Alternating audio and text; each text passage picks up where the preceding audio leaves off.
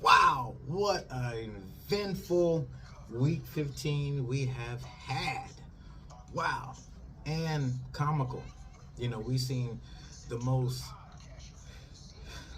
epic comeback in NFL history with the Colts and Minnesota Vikings. That was pretty awesome to witness. But damn it, the most comical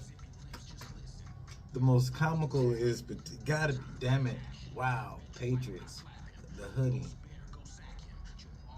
How that game ended versus the Raiders was just bananas. I've never seen anything like that. You know, it's the opposite of the Music City Miracle. It's the opposite of what happened in the Music City Miracle. Wow, it's crazy. It's crazy. So, the game was tied. Nice little run. The Patriots running back. Nice little run. He got some yardage too, because it was all good because there was no time left on the clock. So you can run much as you want. You're not scoring no touchdown. So as he was nearing getting tackled, he says, "You know what? Let's Music City Miracle this bitch." Mind you, there's no time left on the clock, and the game is tied 24-24. Yeah. Yes, he did. This nigga threw it back. Yay. Other niggas like, they said, I don't know if he thought he missed the memo, or this is what we're going to do when it's a tie game with no time left on the clock. We're going to risk it all. And he threw it to Chandler Jones. And the most, which I think is the most funniest part of this play, is how Mac Jones got put in this predicament where he was straight armed till he went under. He like went under the field. He just got smashed. I'm like, that's crazy. And with the convoy, Chandler Jones scored the game-winning touchdown with no time on the clock. And the nigga in the press conference, the nigga said,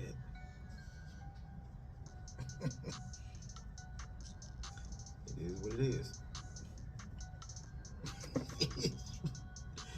Nigga, you just put your team in a playoff precarious situation where they may not even make it now because you're dumb ass.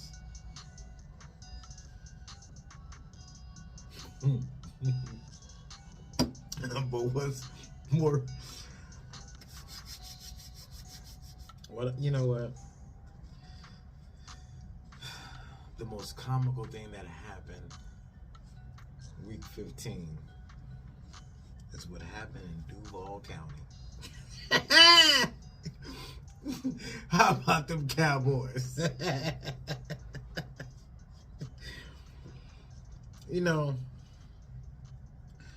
Did they struggle against the Houston Texans? Yes, they did. I know what you said. Well, the Chiefs did too. We're not talking about the Chiefs. I just feel like, this is it. I mean, the way they've been acting. I told you the way they be acting. And, hey, we arrived. And, this is it. This is our year. Every year is a doggone year.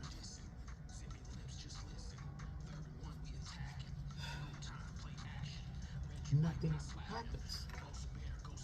So, in this game, where they were up by 17, the score was 27-10 in the third quarter.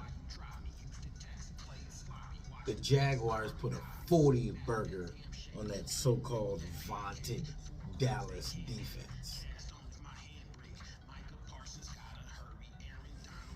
putting this out there. I don't care what happens next. This is here and now. Unbelievable. Win the overtime. Unbelievable plays by Trevor Lawrence. I thought that nigga was back at Clemson. Plays. But he did fuck up though. He did some fucking up. There was a reason why Dallas was up by 17. It's because Trevor Lawrence like he was in his rookie. Hello there, my friend. I'm doing a video, man. I'm live, man. Get it in. Hell yeah, man. Come to spot. Hell yeah, look at him. Let's go over here. Get up in here. He's live right here. I'm doing a video right now.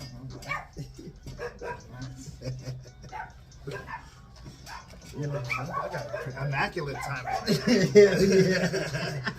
Just like those Brock Purdy throws. Wow. Yes. So I definitely have to say one thing about that is that a lot of people have underestimated him simply on the fact that he's too short and he didn't come from a big name school with big name receivers. And I feel like the 4 years of him competing in a higher end conference has really made a big difference. Because he's playing against guys that did come into the NFL that were big linemen, big cornerbacks, but he's throwing against, you know, to mediocre guys. So his windows are a lot smaller. So that makes a big difference. Like, he might not have the arm strength, but he has the tenacity to be able to get it in there. I mean, you saw that throw in the end zone to McCaffrey, dude. That was in his hands. Like, yeah. It was right there, dude. Like, it wasn't way out here. It wasn't a Jimmy G throw where it's way out here. It's at the ground. Guys are reaching, Spider-Manning it to get the ball. Nah, bro. It's there. Like, he's got a good connection with Kittle. Unbelievable. I like that. It reminds me of the good old days of Kittle over the middle, dude. Like, you know, like third down, you knew what it was going to be. It was going to be Kittle over the middle, and now it's yeah. Let's talk about that. Let's talk about that. But I was just going over Week 15 little blunders in the NFL, things that made me laugh, which is the end of the Raiders and Patriots game. But what was more funnier than that? That was a horrible move by Jacoby right there, dude. Like, Myers really, I mean, that lateral, he should have just went down, took it to OT, and that would have been the end of that. But, you know, he was trying to do something more than he should have. So that got some chuckles out of me, but even more got some chuckles out of me. What happened in Jacksonville? Oh, I mean, Trevor Lawrence is the real deal, dude. I mean, you put him in a different offense, and he's right there in the top. You shouldn't be able to score 40 points on a defense like that Dallas has, right? Dallas is a joke, dude. Dallas has always been a joke. They look good on paper, but the coaching never meant. What has Mike McCarthy ever done besides lose in the first round? Think about it, dude. He did it with the Packers. He's doing it again with the Cowboys. This isn't a new revelation or something where it's going to be like, oh, Mike McCarthy did what? Oh yeah, he lost in the first round. Again. So it's you know, I give it a big. It has a lot to do with the coaching, man. He just doesn't have it. He's trying to run that spread offense, that air raid offense that Oklahoma State uses, and it's. Would you like something to drink? I'm good right now. I've been drinking tequila since earlier, so that's what I'm talking about. I had to take care of my stuff though, because my battery. Somebody broke into my car and they left my door open, and so my battery died. Oh, that's terrible. Like, damn, man. We went out of town for like a day, and we came back, and my door was like cracked open. And when I went to go open the door, like somebody had like taken my paperwork out of it, gone through it. But I mean, the NFC East is the only reason why they're even relevant is because their whole conference is trash, and so I don't see anybody being a real threat. I mean, right now it comes down to the Bills,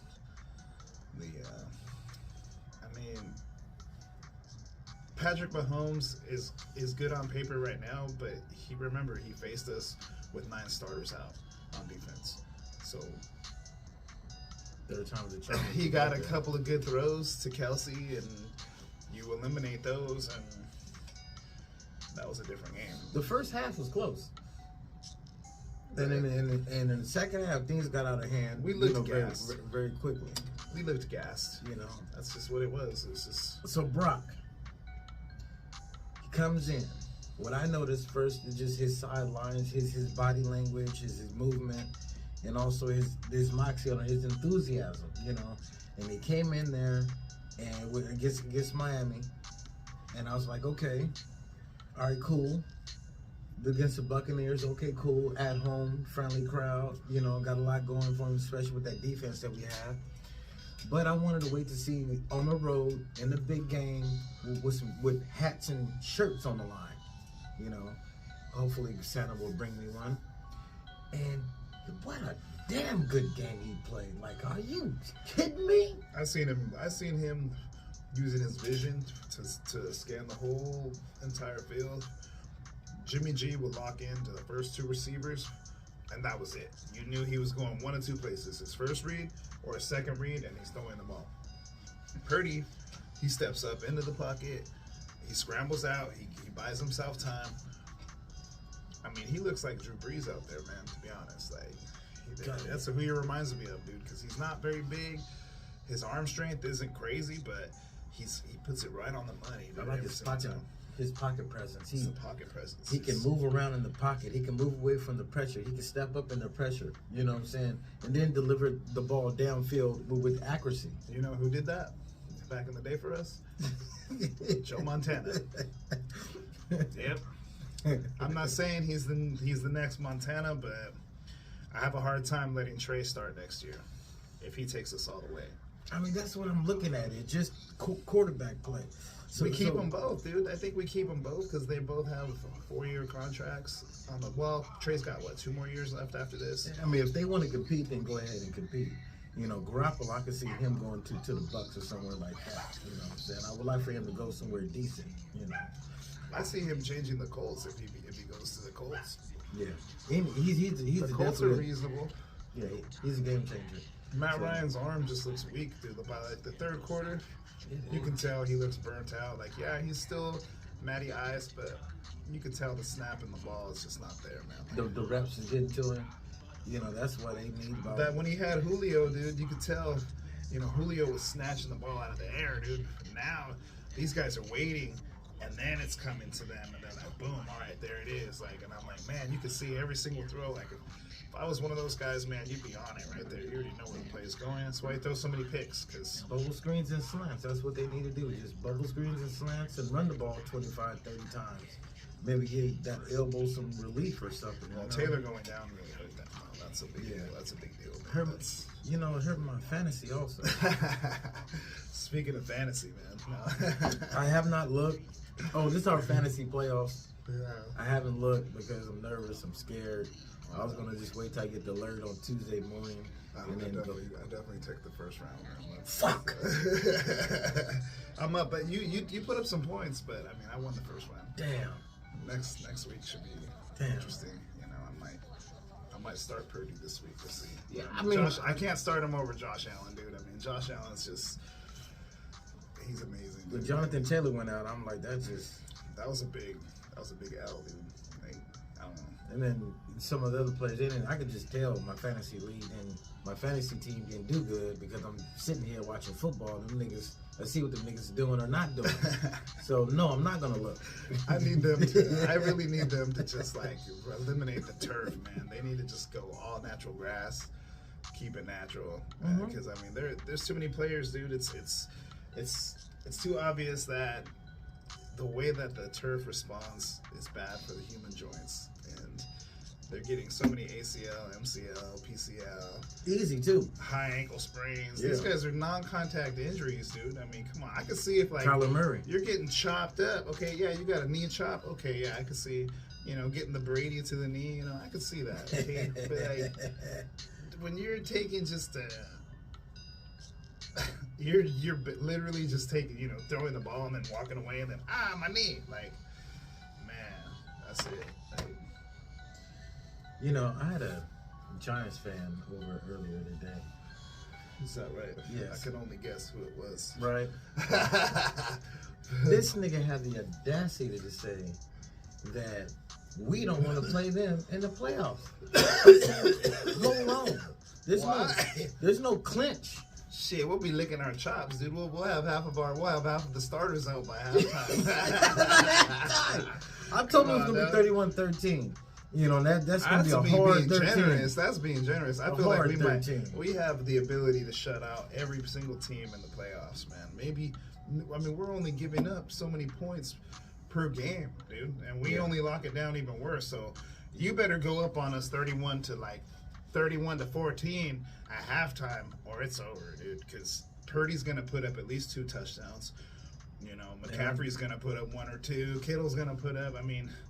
I feel like Kyle Shanahan hasn't even opened up his entire playbook yet. Like, he's starting to show things that he wanted to do with Trey, and he can kind of do them with Purdy. You can see it, but Purdy's limited by the fact that he can't throw the ball 60 yards. We haven't really had the opportunity to have everybody in there for multiple games.